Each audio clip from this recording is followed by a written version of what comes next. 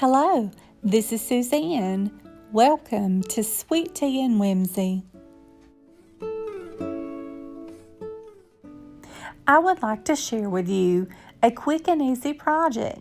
Today we'll be making whimsical pin cushions.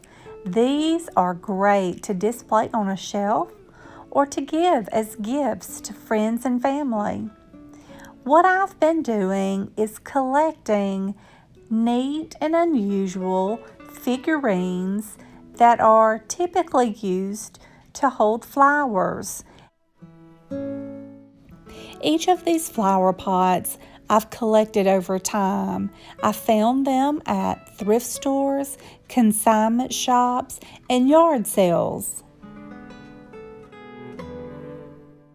It is very easy to make a whimsical pin cushion. All you need is to grab some scraps of fabric, some polyfill, your hot glue gun, and maybe even some ribbon or beads. What you're going to do is fill your small hole that's in your figurine that was used to hold flowers, fill it with polyfill and wrap it with some fabric.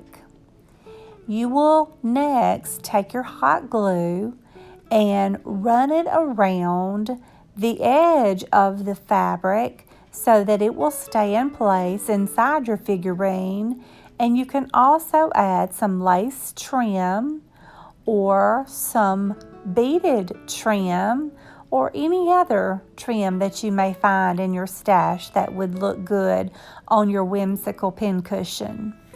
Again, this is a very easy project, and in this one setting, I put several together.